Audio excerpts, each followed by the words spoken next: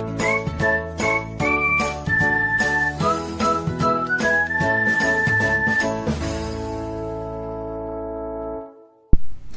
selamat pagi anak-anak ibu semuanya. Bertemu lagi dengan Ibu Veronica Sinurat. Nah, pada pertemuan kali ini kita akan melanjutkan materi kita yang sebelumnya, yaitu mengenai relasi dan fungsi. Adapun submateri yang akan kita pelajari hari ini adalah mengenai korespondensi satu-satu. Apa itu korespondensi satu-satu? Nah, agar kalian memahami pengertian tentang korespondensi satu-satu, perhatikan gambar di bawah ini. Oke, gambar di bawah ini merupakan gambar rumah yang berada di suatu perumahan. Nah, perhatikan deretan rumah di suatu perumahan. Nah, jika kamu pergi ke suatu perumahan, coba kamu perhatikan deretan rumah yang berada di perumahan tersebut.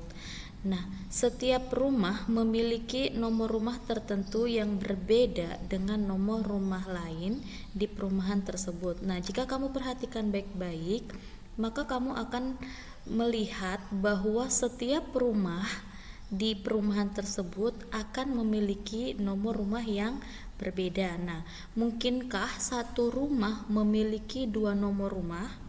Nah, atau mungkinkah dua rumah memiliki nomor rumah yang sama? Nah, pastinya tidak mungkin satu rumah itu memiliki dua nomor rumah. Contoh, rumah si A itu bernomor 1 dan 2, ya kan? Nah, itu nggak mungkin.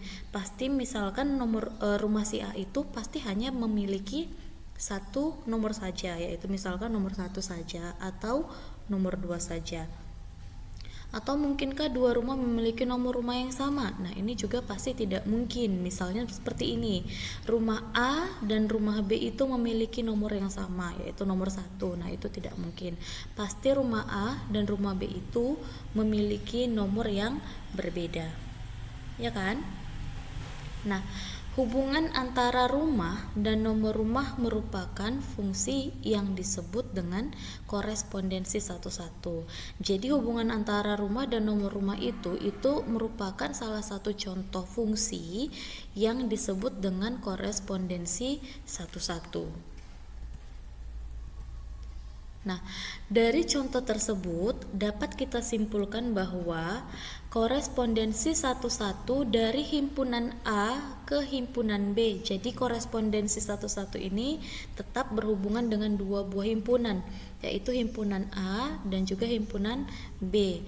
Jadi korespondensi satu-satu dari himpunan A ke himpunan B merupakan relasi yang memasangkan setiap atau semua anggota himpunan A tepat satu pasangan dengan anggota himpunan B. Nah, begitu juga sebaliknya, yaitu setiap atau semua anggota himpunan B juga harus memiliki pasangan tepat satu dengan himpunan A.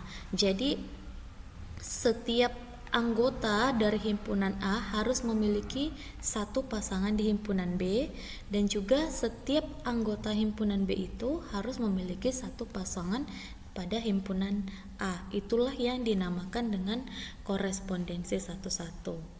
Nah, korespondensi satu-satu ini memiliki beberapa syarat, yaitu syarat yang pertama, kedua himpunan memiliki banyak anggota yang sama, atau NA banyak anggota himpunan A sama dengan banyak anggota himpunan B.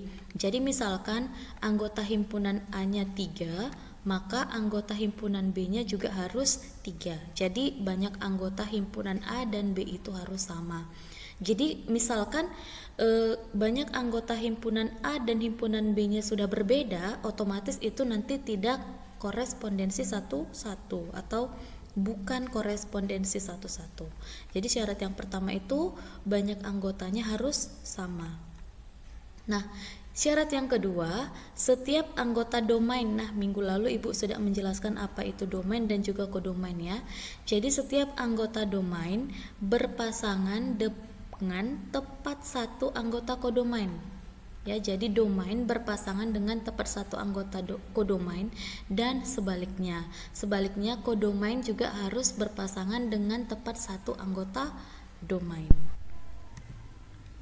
Nah, suatu korespondensi satu-satu juga dapat dikatakan sebagai fungsi dan relasi.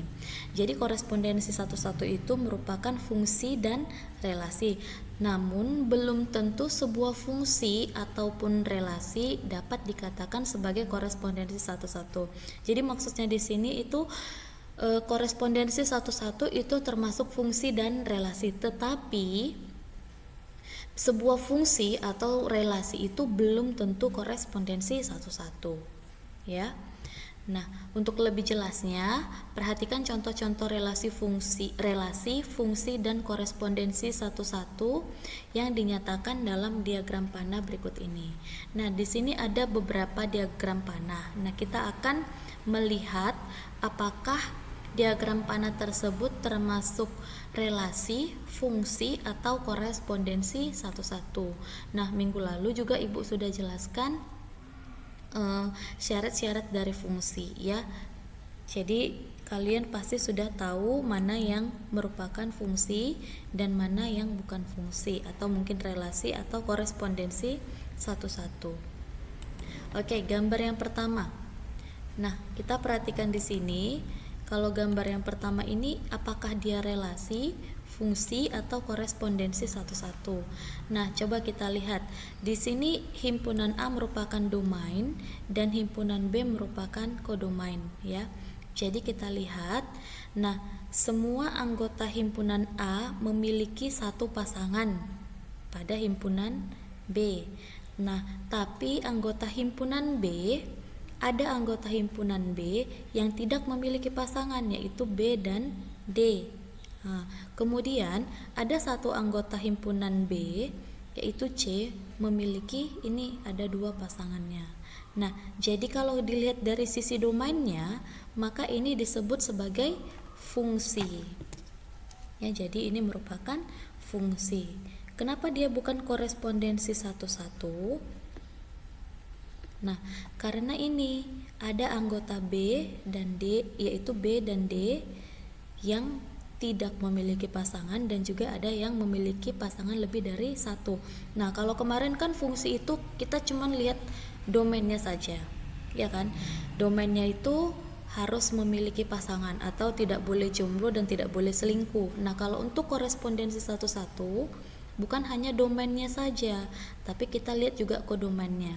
Jadi domainnya dan kodomainnya itu tidak boleh jomblo dan juga tidak boleh selingkuh. Jadi harus sama-sama memiliki satu pasangan. Oke. Nah, contoh yang kedua, kita lihat di sini, ya, semua anggota himpunan A memiliki tepat satu pasangan pada himpunan B. Nah, kita lihat himpunan B. Nah, pada himpunan B ini ada dia yang pasangannya lebih dari satu, yaitu C. Ini pasangannya lebih dari satu, dan dia juga tidak memiliki pasangan. Nah, karena domainnya ini setiap anggota domain memiliki satu pasang, berarti ini fungsi. Ini fungsi. Nah, kemudian yang ketiga. Nah, domain dan kodomainnya memiliki satu pasangan. Nah, tidak ada yang selingkuh dan tidak ada yang jomblo, ya kan? Jadi ini namanya korespondensi satu-satu.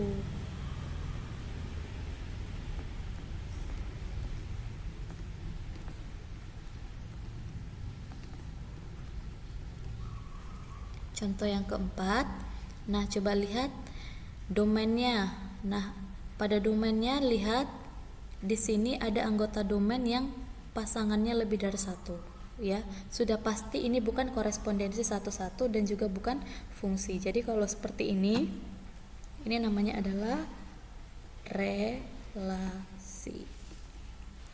Nah, untuk gambar yang kelima, kita lihat domainnya, ya. Lihat setiap anggota domain memiliki tepat satu pasangan, berarti ini fungsi, ya. Kita lihat kodomainnya. Nah, pada kodomainnya A dan D tidak memiliki pasangan, dan serta B dan C itu pasangannya lebih dari satu, berarti ini bukan korespondensi satu-satu tapi fungsi.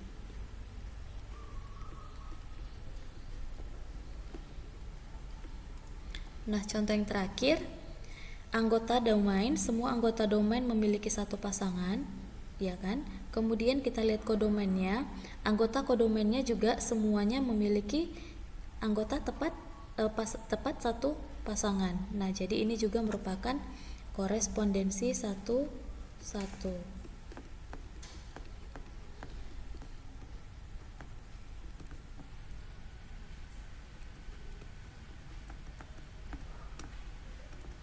Nah, itu dia membedakan relasi, fungsi, dan korespondensi satu-satu. Jadi seperti fungsi ini, fungsi belum tentu korespondensi satu-satu, ya. Seperti ini dia fungsi, tapi bukan korespondensi satu-satu. Yang kedua juga.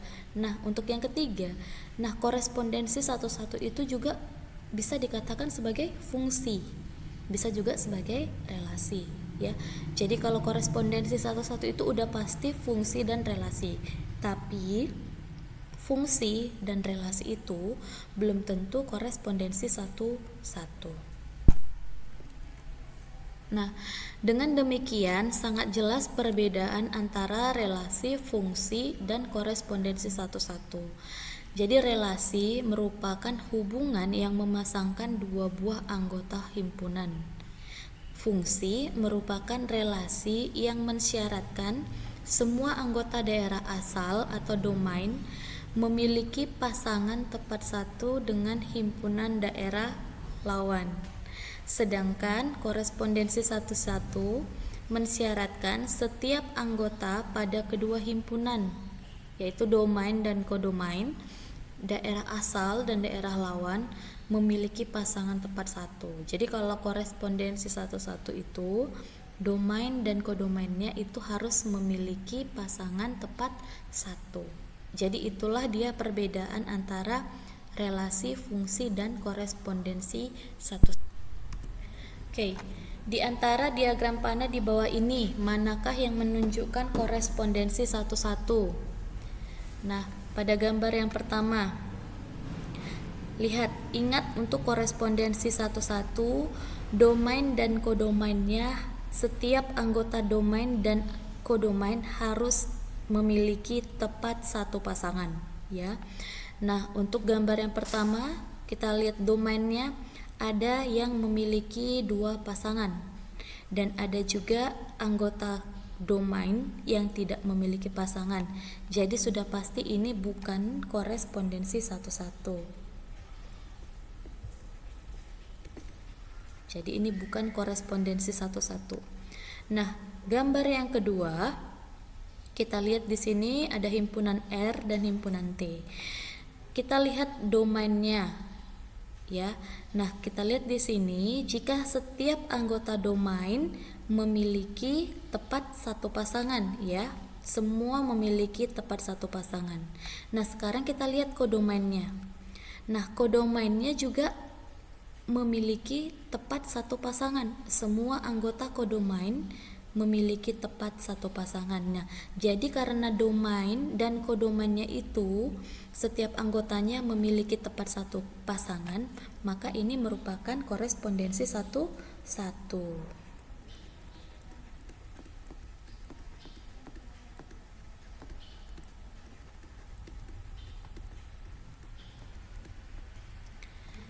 Oke. Contoh yang ketiga, kita lihat domainnya dulu.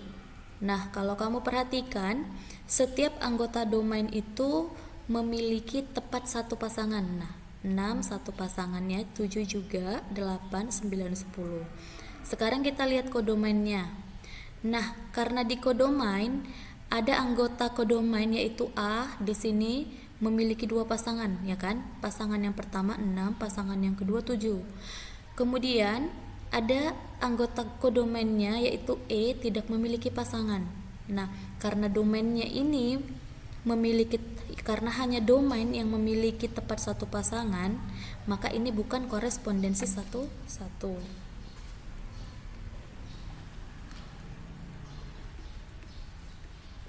Ini bukan, ya. Contoh yang terakhir yaitu himpunan Q dan S. Kita lihat dari domainnya dulu. Setiap anggota domainnya memiliki tepat satu pasangan, ya. Sekarang kita lihat kodomainnya. 11 satu pasangan, 12, 13 satu pasangan. Nah, 14 memiliki dua pasangan. Nah, karena kodomainnya ada anggota kodomain yang memiliki pasangan itu lebih dari satu, maka ini bukan korespondensi satu-satu. Nah, itu dia cara melihat apakah diagram panah itu merupakan korespondensi satu-satu atau bukan. Jadi harus dilihat domain dan juga kodomainnya ya. Ingat, untuk korespondensi satu-satu, domain dan kodomain itu setiap anggotanya harus memiliki tepat satu pasangan. Oke, kita lihat contoh yang kedua. Manakah di antara himpunan pasangan berurutan berikut ini yang merupakan korespondensi satu-satu? Nah, jika pada soal yang sebelumnya yang kita lihat itu adalah dari diagram panah. Nah, dari diagram panah kita tentukan apakah itu merupakan korespondensi satu-satu. Nah, pada contoh yang kedua ini himpunannya itu relasinya itu atau fungsinya itu disajikan dengan himpunan pasangan berurutan. Nah, kalau dia disajikan dengan himpunan pasangan berurutan, cara kita melihat domain dan kodomainnya itu, nah yang di depan ini merupakan domain ya. Kemudian yang di belakangnya itu merupakan kodomain. Jadi pada himpunan pasangan berurutan, domain dan kodomainnya itu tidak boleh berulang. Jadi kalau dia domain atau kodomainnya ada yang berulang, maka itu bukan merupakan korespondensi satu-satu. Jadi domain dan kodomainnya itu tidak boleh ada yang berulang. Contohnya begini, A, B, A. Kita lihat dari domainnya dulu. Domainnya ada A, B, dan A. Nah, ternyata A-nya berulang, ya kan? Nah, kalau dia berulang berarti dia bukan korespondensi satu-satu. Begitu juga kodomainnya. Jadi jika ada kodomainnya yang berulang, contohnya gini, X, Z, Y. Nah, jika nanti dia ada yang berulang, maka itu juga bukan korespondensi satu-satu. Jadi kita lihat yang pertama dulu. AX, BZ, AY. Nah, kita lihat dari domainnya A, B, A. Nah, ternyata A-nya berulang. Berulang itu artinya A-nya punya dua pasang. Yang pertama A-nya berpasangan dengan X, kemudian yang kedua di sini A-nya berpasangan dengan Y. Jadi ingat ya, kalau korespondensi satu-satu itu dia setiap anggota domainnya itu harus memiliki tepat satu pasangan atau tidak boleh lebih dari satu pasangan. Ya, sementara A-nya di sini pasangannya sudah dua, sudah lebih daripada satu. Jadi sudah pasti ini bukan korespondensi satu-satu. Jadi ini bukan, kita tulisnya bukan saja ya. Kemudian yang kedua, kita lihat dari domainnya. Domainnya ada 1, 2, 3, ya kan? Kemudian nah ternyata domainnya tidak ada yang berulang atau tidak ada yang memiliki pasangan lebih dari satu. Sekarang kita lihat kodomainnya. Kodomainnya ada P, Q, dan P lagi. Nah, ternyata P-nya berulang. Ya kan? Nah, karena P-nya di sini berulang, ada kodomain yang berulang, maka ini juga bukan merupakan korespondensi satu-satu. Oke. Yang ketiga, kita lihat dari domain. Domain itu yang di depan. 5, 6, 7. Nah, tidak ada yang berulang, ya kan? Kita ke kodomainnya. 6, 7, 5. Kodomainnya juga tidak ada yang berulang. Jadi ini pasti korespondensi satu-satu. Bagian D, 1, 2, 3. Kodomainnya 1, 2, 3. Nah, tidak ada yang berulang, ya kan? Berarti ini merupakan korespondensi satu-satu. Contoh yang kelima, kita lihat domainnya 2, 2, 2. Nah, di sini pasangan 2, di sini 2, 4, 2 pasangannya 6. Nah, pasangan 2 di sini pasangan domainnya untuk 2 itu sudah lebih dari 1. Ya kan? Pertama berpasangan dengan 2, yang kedua berpasangan dengan 4, yang ketiga berpasangan dengan 6. Nah, sudah pasti ini juga bukan korespondensi satu-satu. Yang keenam, kita lihat domainnya A, 2, B. Nah, A, 2, B, tidak ada yang berulang ya. Kemudian kita lihat kodomennya. Kodomennya 2, B, A. Nah, kodomennya juga tidak ada yang berulang. Berarti ini merupakan korespondensi 1, 1. Nah, itu dia cara melihat himpunan pasangan berurutan itu merupakan korespondensi 1, 1 atau bukan. Oke, selanjutnya kita belajar bagaimana cara menentukan banyak korespondensi 1, 1. Nah, di sini saya ada contoh. Diketahui himpunan A yaitu ABC dan himpunan B 1, 2, 3. Nah, ingat, untuk korespondensi 1, 1 syarat pertamanya itu adalah jumlah anggota kedua himpunannya harus sama. Nah, pertama kita lihat dulu. Banyak anggota himpunan A itu ada 3. Dan banyak anggota himpunan B-nya juga ada 3. Nah, syarat pertamanya sudah dipenuhi. Jadi, ini bisa kita buat korespondensi 1, 1. Pertanyaan pertama, gambarkan semua korespondensi 1, 1 yang mungkin dari A ke B. Oke. Yang kedua, berapa banyak korespondensi 1, 1 yang mungkin dari A ke B. Oke. Kita gambarkan korespondensi 1, 1 yang mungkin dari A ke B. Kita buat diagram panahnya. Nah, yang mungkin ya, yang mungkin. Jadi korespondensi 1, 1 yang mungkin dari A ke B itu, yang pertama, ingat, domain itu dipasangkan dengan tepat satu dengan kodomain. Yang pertama, ya, ini kemungkinan yang pertama. Nah, ini merupakan contoh korespondensi 1, 1. Setiap anggota domain memiliki tepat satu pasangan. Begitu juga setiap anggota kodomain juga tepat memiliki satu pasangan. Itu kemungkinan yang pertama. Kita buat kemungkinan yang kedua. Nah, kita buat, apakah B boleh ke 1? Gak boleh. Kalau nanti kamu buat B-nya ke 1, otomatis dia bukan korespondensi 1, 1. Kenapa? Nah, anggota domainnya pasangannya lebih dari 1. Jadi kita cari, tadi B ke 2 sudah, kita buat B ke 3, C ke 2. Contoh, ini kemungkinan yang kedua. Kita cari kemungkinan yang lain.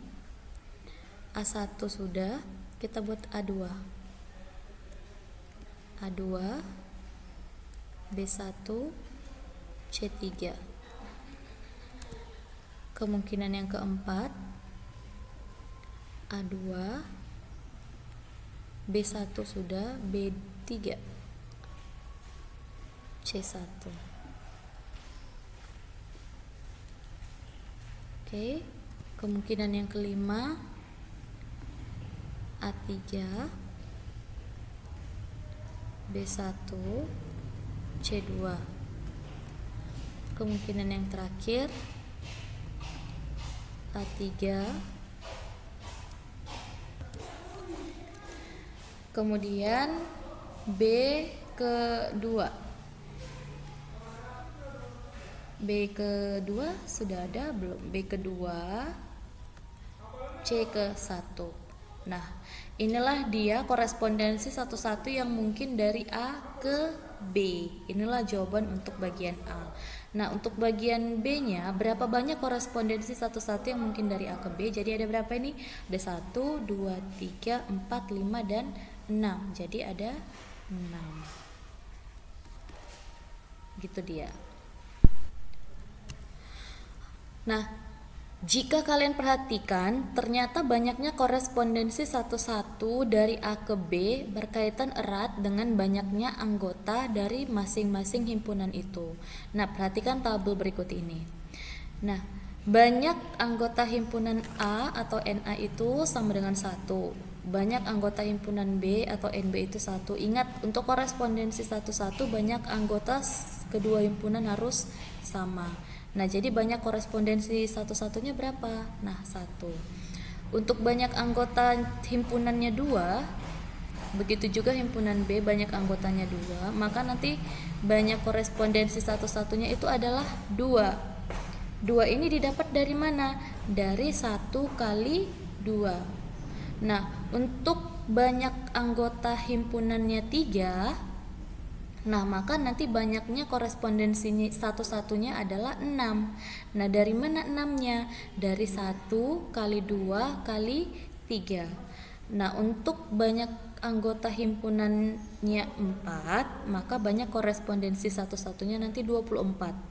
Nah, 24 ini kita dapat dari 1 kali 2 kali 3 kali 4. Nah, kalau kamu perhatikan baik-baik, perkalian ini dia selalu dimulai dari 1 kali 2, 1 kali 2 kali 3, 1 kali 2 kali 3 kali 4. Nah, dan berhentinya itu sesuai dengan banyak anggotanya.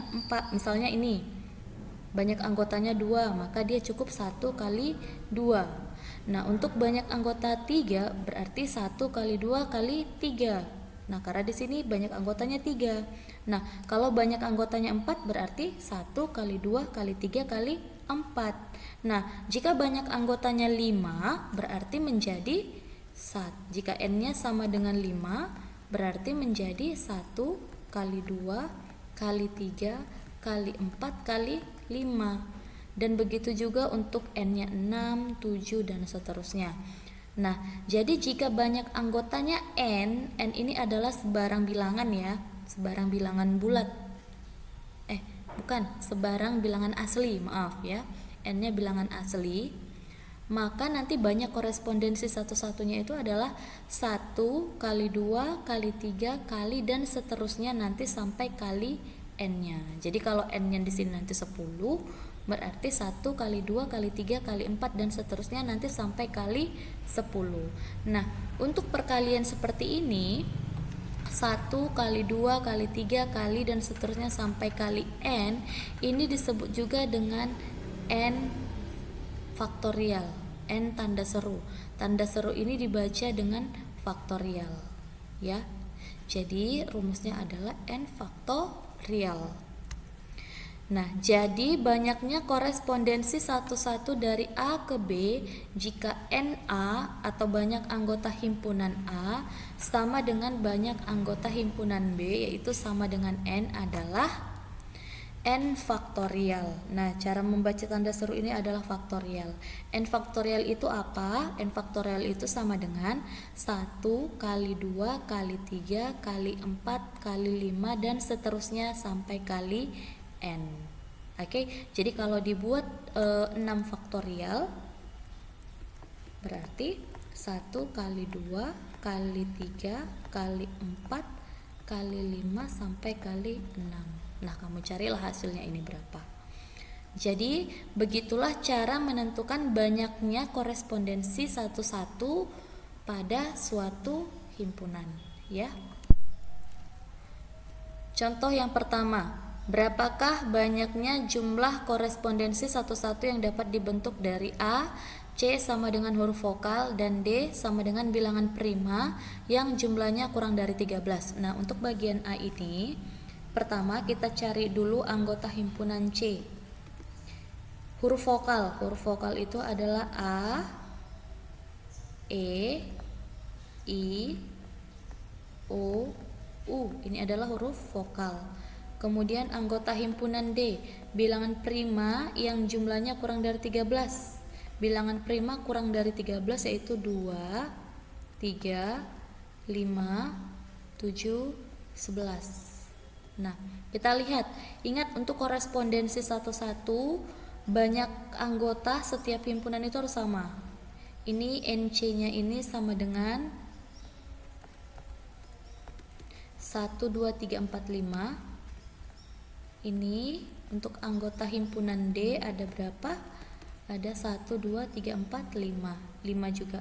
Nah, karena anggota himpunannya sama, banyak anggota himpunannya sama, berarti kita bisa mencari korespondensi satu-satunya. Jadi banyak korespondensi satu-satunya itu adalah tadi N faktorial. N-nya berapa? Ini adalah 5. Jadi 5 faktorial.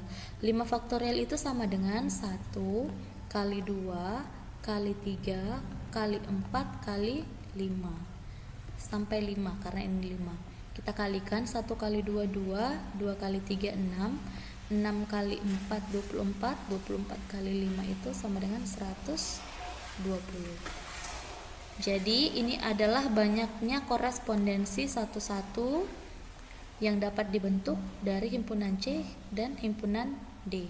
Nah, kalau kamu buat atau kamu gambarkan diagram panahnya sampai 120, nah tentu ini pasti akan semakin sulit atau semakin rumit dia kalau digambarkan. Jadi kita gunakan rumus saja untuk menentukan banyaknya anggota korespondensi satu-satunya. Oke, untuk bagian B, P-nya 1, 2, 3, 4, 5. P sama dengan 1, 2, 3, 4, 5. Nah, NP-nya banyak anggota himpunan P adalah 5. Kemudian, ini jangan P lagi, kita buat Q ya. Q sama dengan huruf pembentuk kata matematika. Yang pertama ada M, kemudian ada A, kemudian ada T, kemudian ada E, kemudian ada I, kemudian ada K. Ya, ini adalah huruf pembentuk kata matematika. Nah, ada berapa anggota himpunan Q-nya? 1, 2, 3, 4, 5, 6. Nah, berapakah korespondensi ke satu-satunya? Kita lihat dulu. Kamu lihat di sini, jika kalau banyak anggota P dan anggota Q-nya itu berbeda. Banyak anggota P-nya 5 dan banyak anggota Q-nya 6. Nah, karena banyak anggotanya saja sudah berbeda. Ingat tadi syarat korespondensi satu-satu, banyak anggotanya harus sama. Nah, karena banyak anggotanya saja sudah berbeda, berarti himpunan ini tidak memiliki korespondensi satu-satu, atau korespondensi satu-satunya itu adalah 0. Oke? Contoh yang kedua, diketahui himpunan C di mana X di antara negatif 2 dan 3, dan X itu merupakan bilangan bulat, dan D yaitu di mana X-nya lebih kecil dari 5 dan X merupakan bilangan asli. Nah, artinya apa? Untuk himpunan C ini artinya bilangan bulat di antara negatif 2 dan 3. Dan untuk himpunan D artinya bilangan bulat yang lebih kecil dari bilangan asli ya, bilangan asli yang lebih kecil dari 5. Nah, dari himpunan C dan D apakah mungkin dibentuk korespondensi satu-satu? Nah, pertama untuk tahu apakah mungkin dibentuk korespondensi satu-satu, kita lihat dulu anggota dari himpunan C dan himpunan D-nya. Jadi kita buat dulu anggota himpunan C. Bilangan bulat di antara negatif 2 dan 3 berarti negatif 1, 0, 1, 2. Nah, 3-nya nggak ikut. Jadi 0, 1, negatif 1, 0, 1, dan 2. Kemudian kita lihat anggota himpunan D. Bilangan asli yang lebih kecil dari 5. Bilangan asli itu dimulai dari 1. Jadi 1, 2, 3, 4. Nah, banyak anggota himpunan C-nya adalah 4 dan banyak anggota himpunan D-nya itu adalah 4. Nah, karena banyak anggota himpunan C dan D-nya sama, maka pertanyaan yang pertama itu apakah mungkin? Nah, mungkin dibentuk korespondensi satu-satu. Kenapa? Karena banyak anggota himpunannya itu sama. Nah, ada berapa banyak anggotanya? Nah, berapa banyak? Nah, N-nya di sini 4 berarti 4 faktorial. 4 faktorial itu berarti 1 dikali 2 dikali 3 dikali 4. Ini sama dengan 1 kali 2, 2 kali 3, 6 kali 4, 24. Jadi banyak korespondensi satu-satunya itu adalah 20. Contoh yang ketiga, jumlah korespondensi satu-satu yang dapat dibuat dari himpunan A ke B adalah 720. Tentukan banyak anggota himpunan A. Nah, yang di sini yang diketahui adalah jumlah korespondensi satu-satunya yaitu 720. Dengan asumsi di sini NA-nya itu sudah sama dengan NB, yaitu sama-sama dengan N. Nah, ada berapa anggota himpunan A? Ini ada berapa? Apakah ada 5, 4, 6 atau berapa? Nah, itu yang akan kita cari.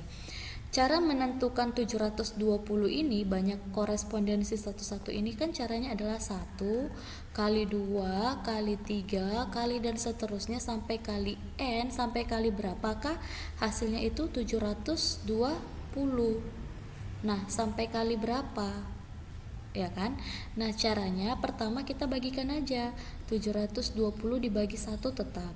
720 kita bagikan dengan 2. 360.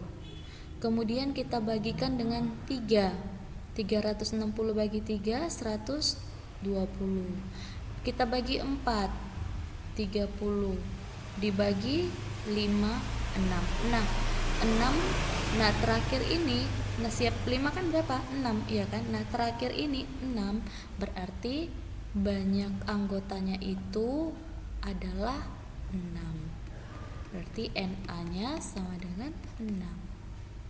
Nah, mau buktikan, kita buktikan ya. Apakah 1 kali 2 kali 3 kali 4 kali 5 sampai kali 6 apakah benar 720? 1 kali 2 2, 2 kali 3 6, 6 kali 5 30, 30 kali 6 180, 180 kali 4 720. Nah, ternyata jawabannya benar. Jadi N-nya itu sama dengan 6. Oke, baiklah anak-anak, demikianlah pertemuan kita pada hari ini. Ibu ucapkan terima kasih atas pertemuan kalian dan selamat belajar untuk anak-anak Ibu semuanya. Tetap semangat dan tetap jaga kesehatan kalian. Oke, sampai jumpa di pertemuan selanjutnya.